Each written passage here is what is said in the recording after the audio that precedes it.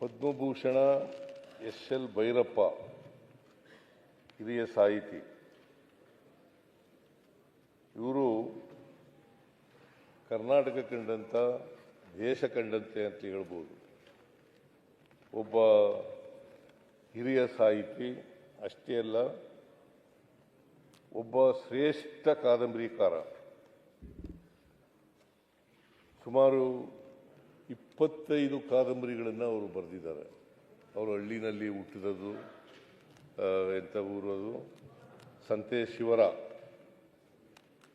ಶಿವಾರ ಗ್ರಾಮದಲ್ಲಿ ಜನಿಸಿದ್ರು. ಚನ್ನರಾಯಪಟ್ಟಣ ತಾಲೂಕು, ಹಾಸನ ಜಿಲ್ಲೆ ಅಲ್ಲಿ ಹುಟ್ಟಿದ್ರು. ಬಟ್ ಬಹಳ ಬಡತನದ ಕುಟುಂಬದಲ್ಲಿ ಬದುಕಿದ್ರು. ಬಡತನದ ಕುಟುಂಬದಿಂದ ಬಂದಿದ್ದಂಥವರು.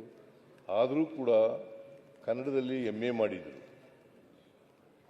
ಅಲ್ಲ, ಕನ್ನಡದಲ್ಲಿ ಅಂತೀನಿ, ಇದು ಎಂಥದ್ದು, ಫಿಲಾಸಫಿನಲ್ಲಿ MA ಮಾಡಿದರು. ಅವರಿಗೆ ಚಿನ್ನದ ಪದಕ ದೊರಕಿತ್ತು. ನಮ್ಮ ಮೈಸೂರಿನಲ್ಲಿ ವಾಸ ಇದ್ದರು. ಕೊನೆಯಲ್ಲಿ ಆ ವಿಶ್ವವಾಣಿ ಪತ್ರಿಕೆಯವರು ಇದ್ರಲ್ಲ, ಯಾರು ಸಂಪಾದಕರು, ವಿಶ್ವೇಶ್ವರ ಭಟ್, ಅವ್ರ ಮನೆಯಲ್ಲಿ ಇದ್ದರು. ನಾನು ಅವ್ರ ಸಾಯೋಕ್ಕಿಂತ ಮುಂಚಿತವಾಗಿ ಒಂದು ವರ್ಷ ಅಂತ ಅನಿಸುತ್ತೆ, ಒಂದು ವರ್ಷನೂ ಆಗಿಲ್ಲ, 6 ತಿಂಗಳು ಆಗಿರಬೇಕು. 6 ತಿಂಗಳಲ್ಲಿ ನಾನು ವಿಶ್ವವಾಣಿ ಪತ್ರಿಕೆಯವ್ರದ್ದು ಒಂದು ಪ್ರವಾಸ ಕಥನ ಅಂತ ಒಂದು ಪುಸ್ತಕ, ಪ್ರವಾಸಿ, ನೀವು ಬಂದಿದ್ರಿ,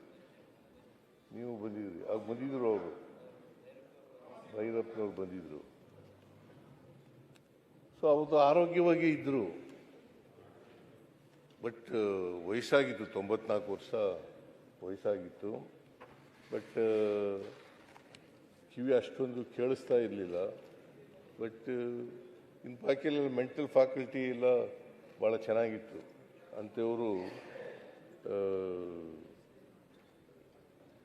ಆಮೇಲೆ ಇಂಗ್ಲೀಷ್ನಲ್ಲಿ ರಚಿಸಿದ ಸತ್ಯ ಮತ್ತು ಸೌಂದರ್ಯ ಎಂಬ ಮಹಾಪ್ರಬಂಧಕ್ಕೆ ಬರೋಡದ ಮಹಾರಾಜ ಸಯಾಜಿರಾವ್ ವಿಶ್ವವಿದ್ಯಾಲಯದಿಂದ ಡಾಕ್ಟರೇಟ್ ಪದವಿ ಕೂಡ ಸಿಕ್ಕಿತ್ತು.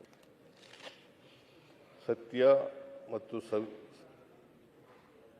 ಸೌಂದರ್ಯ ಎಂಬ. ಆಮೇಲೆ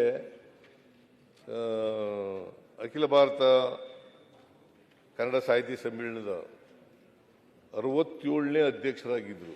ಕನಕಪುರದಲ್ಲಿ ನಡೆದಿತ್ತು. ನಾನು 99ರಲ್ಲಿ ಹೋಗಿದ್ದೆ. ಸಿಂಧಿಯಾ ಅವರು ಏರ್ಪಾಡು ಮಾಡಿದ್ದರು ಕನಕಪುರದಲ್ಲಿ. ಜಯಂತ್ ಪಟೇಲರು ಮುಖ್ಯಮಂತ್ರಿಯಾಗಿದ್ದರು. ಆಗ ನಾನು ಡೆಪ್ಟಿ ಚೀಫ್ ಮಿನಿಸ್ಟರ್ ಆಗಿದ್ದೆ. ನಾನು ಕೂಡ ಸಮ್ಮೇಳನದಲ್ಲಿ ಭಾಗಿಯಾಗಿದ್ದೆ. ಸಮ್ಮೇಳನದ ಅಧ್ಯಕ್ಷರಾಗಿದ್ದರು ಅಂತಕ್ಕಂಥ ಮಾತುಗಳನ್ನು ಹೇಳಲಿಕ್ಕೆ ಬಯಸ್ತಾ ಇದ್ದೇನೆ. ಆಮೇಲೆ ನೀವು ಆಗಲೇ ಹೇಳದಂತೆ ಅನೇಕ ಕಾದಂಬರಿಗಳನ್ನು ಬರೆದಿದ್ದಾರೆ.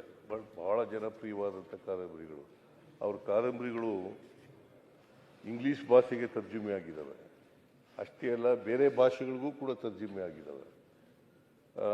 ಪರ್ವ, ಗೃಹಭಂಗ, ವಂಶವೃಕ್ಷ, ನೆಲೆ, ಸಾಕ್ಷಿ, ನಾಯಿ ನೆರಳು, ತಬ್ಬಲಿ, ನೀನಾದೆ ಮಗನೆ, ದಾಟು, ಧರ್ಮಶ್ರೀ, ಪರ್ವ, ಬಿತ್ತಿ ಸೇರಿದಂತೆ ಹಲವಾರು ಕಾದಂಬರಿಗಳನ್ನು ಕೂಡ ಬರೆದಿದ್ದಾರೆ. ಇವರಿಗೆ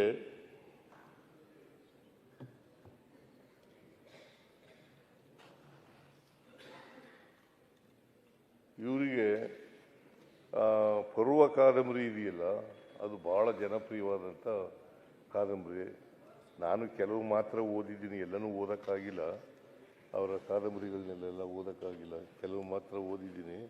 ಬಟ್ ಮೈಸೂರಿನಲ್ಲಿ ಕೊನೆಯಲ್ಲಿ ರೀಜನಲ್ ಕಾಲೇಜಿನಲ್ಲಿ ಪ್ರೊಫೆಸರ್ ಆಗಿದ್ದರು. ಆಮೇಲೆ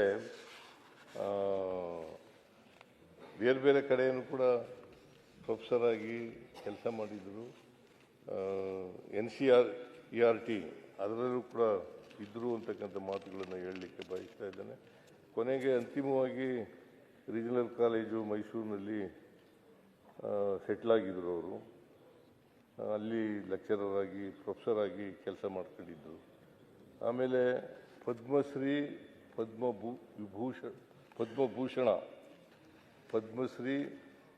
ಪದ್ಮಭೂಷಣ, ಸರಸ್ವತಿ ಸಮ್ಮಾನ್, ಆಮೇಲೆ ಕನ್ನಡ ಸಾಹಿತ್ಯ ಅಕಾಡೆಮಿ ಪ್ರಶಸ್ತಿ, ಕೇಂದ್ರ ಸಾಹಿತ್ಯ ಅಕಾಡೆಮಿ ಪ್ರಶಸ್ತಿ, ಪಂಪ ಪ್ರಶಸ್ತಿ, NTR ರಾಷ್ಟ್ರೀಯ ಪ್ರಶಸ್ತಿ, ಡಾಕ್ಟರ್ ಬೆಟಗೇರಿ ಕೃಷ್ಣಸಮ ಪ್ರಶಸ್ತಿ ಸೇರಿದಂತೆ ಹಲವಾರು ಪ್ರಶಸ್ತಿಗಳಿಗೆ ಭಾಜನರಾಗಿದ್ದರು. ಅಂದರೆ ಅವರು ಒಳ್ಳೆ ವಿದ್ಯುತ್ತನ್ನು ಪಡ್ಕೊಂಡಿದ್ದರು, ಹಳ್ಳಿನಲ್ಲಿ ಹುಟ್ಟಿದ್ರು ಕೂಡ ವಿದ್ವಾಂಸರಾಗಿ ಇದ್ದರು ಅಂತಕ್ಕಂಥ ಮಾತುಗಳನ್ನು ಹೇಳಲಿಕ್ಕೆ ಬಯಸ್ತಾ ಇದ್ದೇನೆ. ಅವರಿಗೆ ಇವರು ಭೈರಪ್ಪನವರು ಭಾಳ ಸರಳವಾದಂಥ ವ್ಯಕ್ತಿ.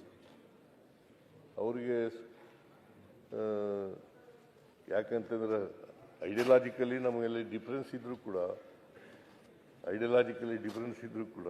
ಅವರು ಕಾದಂಬರಿಕಾರ, ಒಳ್ಳೆ ಶ್ರೇಷ್ಠ ಕಾದಂಬರಿಕಾರ ಅಂತಕ್ಕಂಥ ಗೌರವ ಇತ್ತು.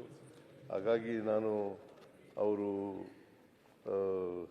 ಶವ ನೋಡೋಕ್ಕೂ ಕೂಡ ಹೋಗಿದ್ದೆ ನಾನು. ಮತ್ತು ಎಲ್ಲ ಸರ್ಕಾರದ ಗೌರವಗಳೊಡನೆ ಅವ್ರನ್ನ ಮಾಡ್ತಕ್ಕಂಥ ಕೆಲಸ ಮಾಡಿದ್ದೆ. ಅವ್ರನ್ನ ಸ್ಮಾರಕ ಮಾಡ್ತೀವಿ ಅಂತ ಹೇಳಿದ್ವಿ, ಮೈಸೂರಿನಲ್ಲಿ ಅವರ ಸ್ಮಾರಕ ಮಾಡ್ತೀವಿ ಅಂತ ಹೇಳಿದ್ದೀವಿ. ಸ್ಮಾರಕಕ್ಕೂ ಕೂಡ ಮಾಡ್ತೇವೆ ಅಂತಕ್ಕಂಥ ಮಾತುಗಳನ್ನು ಈ ಸಂದರ್ಭದಲ್ಲಿ ಹೇಳಲಿಕ್ಕೆ ಬಯಸ್ತಾ ಇದ್ದೇನೆ. ಅವರ ಆತ್ಮಕ್ಕೆ ಚಿರಶಾಂತಿ ದೊರಕಲಿ. ಅವರ ಕುಟುಂಬ ವರ್ಗದವರು, ಅವ್ರ ಮಡದಿ ಇನ್ನೂ ಬದುಕಿದ್ದಾರೆ, ಅವರಿಬ್ಬರು ಮಕ್ಕಳುಗಳು ಬದುಕಿದ್ದಾರೆ.